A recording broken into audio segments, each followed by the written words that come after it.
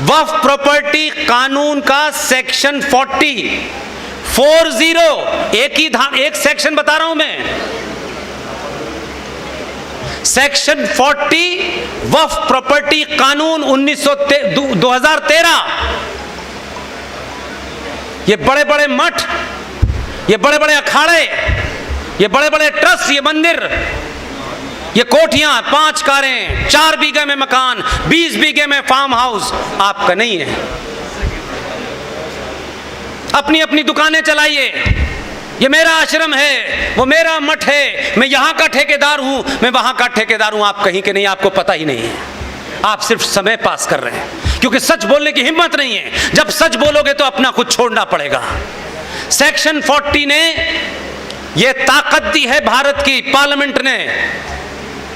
वक्फ property कानून 2013 में वक्फ board के 2 जाहिल मौलाना इसी डीएस कॉलेज के हॉल के बाहर इसका मुआयना करें, आपको बताएं या ना बताएं, कानून है ये। और उसमें कहा गया है 40 में, if they feel, if they understand, अगर उन्हें यह लगता है और उन्हें यह महसूस होता है कि ये हॉल वक्फ की प्रॉपर्टी पे बना हुआ है। वो कानून क्या कहता है अगली लाइन में? वो 2 बेवकूफ किस्म के मौलाना जो यहां जाएं और कहें कि ये डीएस कॉलेज का हॉल जो है ये वक्फ प्रॉपर्टी पे बनाए, हम ऐसा मानते हैं, ये कानून कहता है। उनको ये इजाजत दी गई है कि the immediate competent authority of that area, whether it is district magistrate और एसपी सिटी और एसएसपी और एमडीसी और व्हाटएवर यू कॉल इट, उनको आदेश देने का अधिकार है कि वो 2 मौलवी भारत यहां अलीगढ़ के डिस्ट्रिक्ट मजिस्ट्रेट को ऑर्डर करेंगे कि इस जगह को 24 घंटे में खाली कराया जाए। डिस्ट्रिक्ट मजिस्ट्रेट को उनका ऑर्डर मानना है, उसको लागू करना है। 24 घंटे में आपको बाहर फेंक करके चाबी वक्फ बोर्ड के पास चली जाएगी। आप अपना कागज दिखाइएगा। आपके उस कानून के तहत यह कह दिया गया है कि आप हाई कोर्ट जाएंगे तो हाई कोर्ट को यह आदेश है कि वो इसकी सुनवाई नहीं करेगा।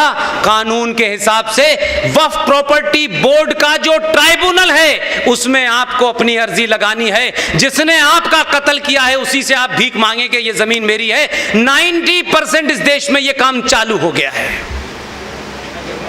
आपके पास कोई कानूनी तरीका नहीं है। आंध्र प्रदेश हाई कोर्ट ने एक ऐसे ही केस की सुनवाई की और उस सुनवाई में जो ऑब्जर्वेशन दिया है उसमें साफ साफ लिखा है, as per the law passed by the parliament of India in 2013 we are not entitled to hear any kind of petition, you have to go to the Waqf board.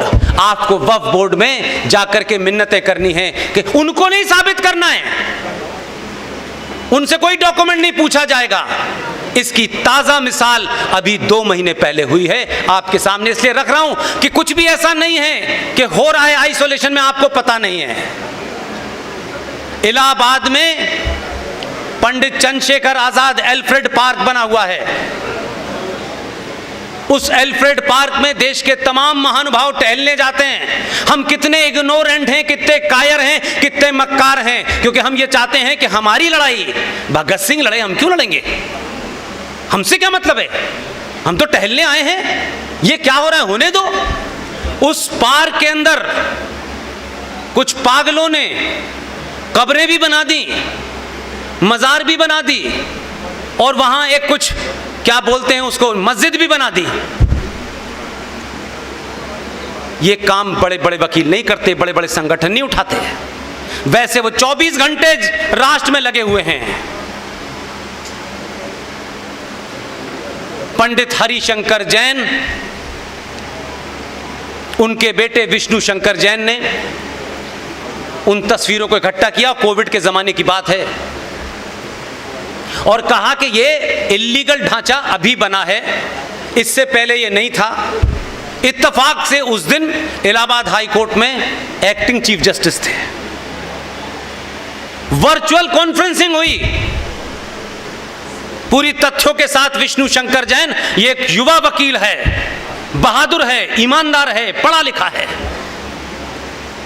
Virtual hearing के अंदर chief justice के सामने इतने strong तथ्य रखे, chief justice ने तत्काल उत्तर प्रदेश सरकार को बुलाया और ये शब्द है उनके, क्या तुम यहां बैठ करके हराम की तनख्वाह लेते हो?